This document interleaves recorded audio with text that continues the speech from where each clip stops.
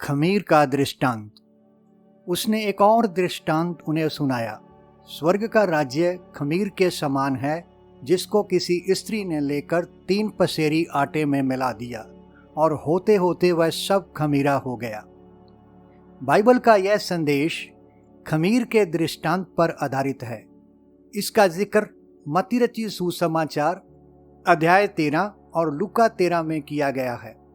मत्ती रचित सुसमाचार अध्याय 13 के पहले 4 दृष्टांतों में दुष्ट के द्वारा परमेश्वर के कार्यों को हानि पहुंचाने की गतिविधि का विवरण दिया गया है। खमीर के इस दृष्टांत में हम उसके बुरे प्रयासों के चरम बिंदु को देखते हैं। इस दृष्टांत में वह प्रभु यीशु के व्यक्तित्व पर हमला करता है। स्वर्ग का राज्य खमीर के समान है। स्वर्ग के राज्य से यहाँ तात्पर्य पृथ्वी पर प्रभु यीशु की अनुपस्थिति के समय में सारे ईसाई जगत का बाहरी एवं दिखाई देता रूप, जो बचे और ना बचे दोनों प्रकार के ईसाई लोगों का मिश्रण है। इसका मतलब कलीसिया बिल्कुल भी नहीं है। इस दृष्टांत की खास बात यह है कि यह ईसाई जगत की शिक्षा संबंधी भीतरी भ्रष्टता को दर्शाता है। खमीर। जिन लोगों ने यह दृष्टांत सुना वे यहूदी थे और वे खमीर को अच्छी तरह समझते थे। पुराने नियम में फसह के मेमने को बिना खमीर वाली रोटी के साथ खाया जाता था। अखमीरी रोटी के पर्व के विषय में यहूदी लोगों को खास निर्देश दिया गया था कि 7 दिन के इस पर्व में पहले ही दिन अपने अपने घर में से खमीर हटा देना।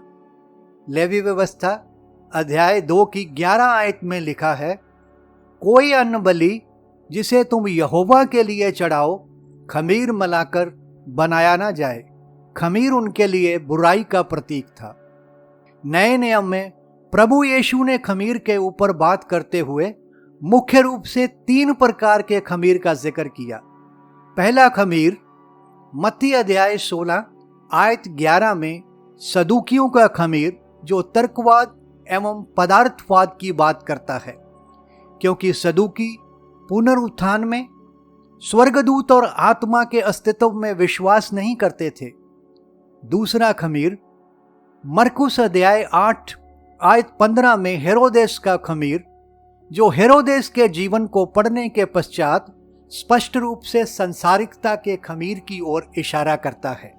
तीसरा खमीर लूका अध्याय 12 में फरीसियों का कपट रूपी खमीर, उनके जीवन में कपट, ढोंग और पखंड का विवरण देता है। आगे चलकर पत्रियों में प्रेरित पौलुस ने खमीर को बुराई के प्रतीक के रूप में लेते हुए इसका प्रयोग कुरिन्थियों की पहली पत्री अध्याय 5 की 6 आयत में नैतिक बुराई के संबंध में किया। इस अध्याय में व्यभिचार की बात की गई है और इसके संबंध में बुराई को खमीर की संज्ञा दी गई है। फिर गलातियों की पत्री अध्याय 5 की 9 आयत में गलत शिक्षा की तुलना खमीर से की गई है, जिसको किसी स्त्री ने लेकर 3 पसेरी आटे में मिला दिया।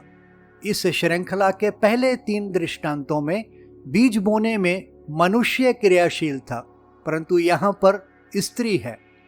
बाइबल में 2 महत्वपूर्ण अंश हैं जिनमें स्त्री के क्रियाशील होने की बात की गई है। पहला है प्रकाशित वाक्य अध्याय 2 की 20 आयत, जो स्त्री इजेबेल की बात करती है। दूसरा जिक्र भी प्रकाशित वाक्य के अध्याय 17 में है। यहाँ स्त्री को बड़ा बेबीलोन कहकर पुकारा गया है। दोनों ही मामलों में स्त्री को केवल स्त्री ना लेकर बल्कि एक तस्वीर के रूप में लिया गया है, जो गुमराह करने वाली एक धार्मिक प्रणाली विशेष की ओर इशारा करती है। पहली स्त्री इजेबेल के बारे में हम रजाओं की पहली पुस्तक में पढ़ते हैं, जो इजराइल के राजा अहाब की पत्नी थी।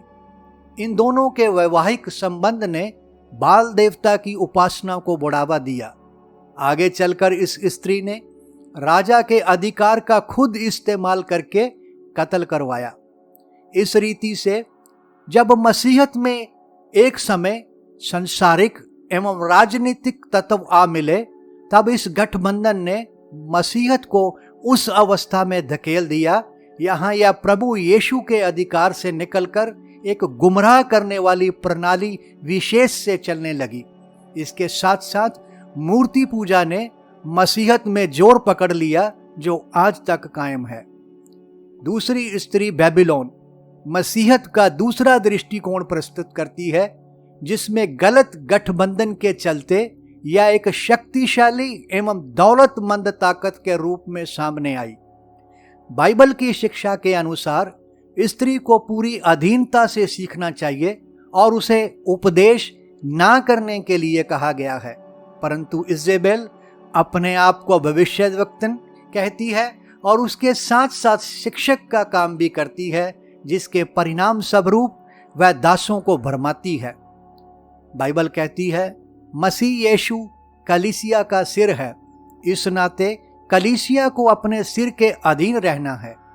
परमेश्वर का वचन एकमात्र शिक्षा का स्रोत है, परंतु समय की तथाकथित कलीसिया ने वचन के अनुवाद का अधिकार अपने पास रखने के साथ साथ अपनी तरफ से मानव रचित शिक्षाओं को सिद्धांतों के रूप में इससे जोड़ दिया।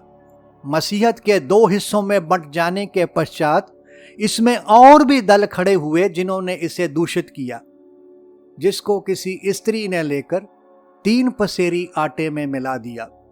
आटा गेहूं से प्राप्त होता है और इसी गेहूं का उत्पाद पुराने नियम में अन्न बलि का मुख्य अंश था। यह अन्न बलि मसीह यीशु के पवित्र जीवन को दर्शाती है। शुरू से ही एक विश्वासी के लिए जीवित वचन मसीह यीशु और लिखित वचन जो मसीह यीशु से संबंधित शिक्षा को प्रस्तुत करता है, दोनों आत्मिक भोजन के रूप में उपलब्ध हैं। यही उस समय सामूहिक रूप से कलीसिया के पास इसके पोषण के रूप में उपलब्ध था और अब भी है। चाहिए तो था कि लेवीय व्यवस्था के अनुसार 3 पसेरी आटे में तेल डाला जाता। तेल पवित्र आत्मा की तस्वीर है।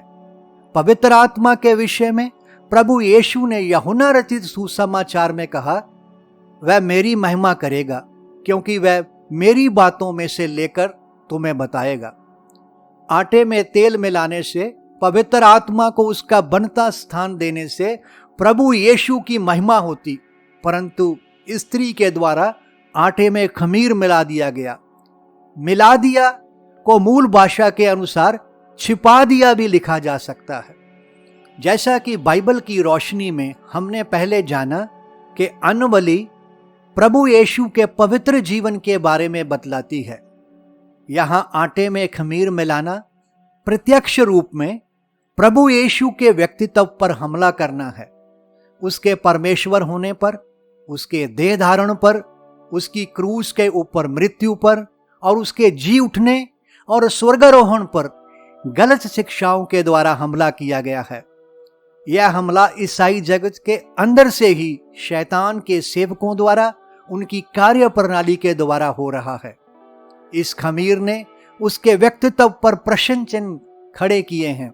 यहां तक भी प्रचार हो रहा है कि यीशु मसीह परमेश्वर की सुंदर रचना मात्र है, जो कि सीधे सीधे उसके सृष्टिकर्ता एवं परमेश्वर होने का इनकार है।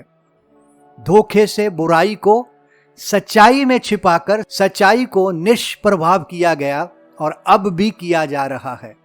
खमीर से बनी रोटी यहाँ हल्की होती है, वहीं खाने में भी स्वादिष्ट लगती है। यही वजह है कि आज के समय में शुद्ध वचन में लोगों की दिलचस्पी कम है, परंतु मिलावट के साथ जो परोसा जाता है उसकी ओर आकर्षण ज्यादा है। और होते होते वह सब खमीरा हो गया। कई बार इस दृष्टांत को इस रीति से समझाया जाता है कि खमीर तो सुसमाचार है और यह धीरे धीरे सारे संसार में फैल जाएगा, अर्थात सारा संसार बदल जाएगा। परंतु यह बाइबल के इस अंश को इसके संदर्भ से निकालकर इसकी गलत व्याख्या करने से बढ़कर और कुछ भी नहीं। दृष्टांतों की इस श्रृंखला में यह दृष्टांत बिगड़े हुए ईसाई जगत का अंतिम रूप है। खमीर को अगर बढ़ने से ना रोका जाए तो यह फैलता ही जाता है। इसके बढ़ते प्रभाव को आग रोक सकती है। बाइबल में आग परमेश्वर की उपस्थिति का प्रतीक है और प्रेरितों में हम इसे पवित्र आत्मा के साथ जुड़ा हुआ पाते हैं। वर्तमान समय में परमेश्वर का आत्मा हर एक बचे हुए विश्वासी में और इसके साथ साथ बचे हुओं के समूह अर्थात कलीसिया में निवास करता है। कलीसिया में केवल और केवल बचे हुए उद्धार पाए हुए विश्वासी ही शामिल हैं, सभी ईसाई नहीं। ना बचे हुए ईसाई कलीसिया का हिस्सा नहीं हैं। हाँ, ईसाई जगत का हिस्सा जरूर हैं। जब तक पवित्र आत्मा इस रीति से यहाँ है, खमीर पूरी तरह नहीं फैलेगा। प्रभु यीशु के दूसरे आगमन पर जब कलीसिया का मेघारोहण हो जाएगा, पवित्र आत्मा पृथ्वी से चला जाएगा। वर्तमान समय में उसकी उपस्थिति ने खमीर को पूरी तरह से फैलने से रोका हुआ है, परंतु उसकी अनुपस्थिति में यह खमीर पीछे रह गए ईसाई जगत को पूरी तरह खमीरा कर देगा। बाइबल दूसरा थिस्सलुनीकियों के दूसरा अध्याय की 7 आयत में इसकी पुष्टि करते हुए कहती है, क्योंकि अधर्म का भेद अब भी कार्य करता जाता है, पर अभी एक रोकने वाला है और जब तक वह दूर ना हो जाए वह रोके रहेगा। पूरा खमीर हो जाने के पश्चात ईसाई जगत का अंत प्रकाशित वाक्य 17 और 18 में विस्तार से लिखा गया है। इस दृष्टांत में उल्लेखित सच्चाई हमें यही शिक्षा देती है कि खमीर बुराई का प्रतीक है। बाइबल में अंकित इसकी कई किस्मों ने अपने अपने ढंग से परमेश्वर के काम को बहुत हानि पहुंचाई है। क्योंकि विश्वासी जन परमेश्वर के लोग हैं, इसीलिए उन्हें पहला कुरिन्थियों 5:8 में निर्देश दिया गया है, इसलिए आओ हम उत्सव में आनंद मनावें, ना तो पुराने खमीर से और ना बुराई और दुष्टता के खमीर से, परंतु सिधाई और सच्चाई की अखमीरी रोटी से। इस आयत में पुराना खमीर मसीह में आने से पहले हमारी जीवन शैली का संकेत देता है, जो पाप के प्रति लापरवाह थी और इससे दूषित भी थी। अब हम मसीह में हैं, जिसके चलते पुरानी बातें बीत गई हैं। मसीह में आने के पश्चात एक विश्वासी ने बुराई और दुष्टता के खमीर से नहीं जीना, परंतु इनके बदले सिधाई और सच्चाई की अखमीरी रोटी से।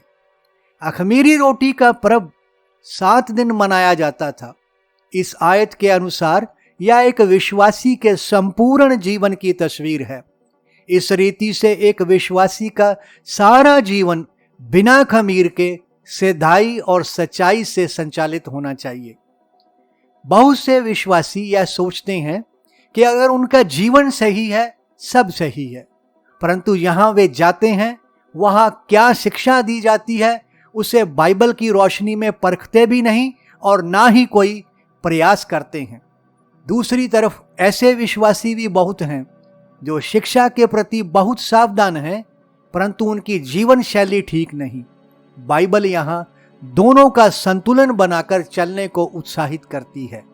हमने केवल खमीर से दूर ही नहीं रहना, इसके साथ साथ जीवन की रोटी प्रभु यीशु से अपना पोषण भी प्राप्त करना है, क्योंकि सच्चाई और सच्चाई संपूर्णता के साथ पहले उसी में दिखाई देती है। आए हम पवित्र आत्मा को उसका बनता स्थान अपने जीवन में दें। प्रभु यीशु जीवन की रोटी से पोषण प्राप्त करें, ताकि जो बातें उसमें दिखाई देती थी वह बातें हम में भी दिखाई दें। धन्यवाद।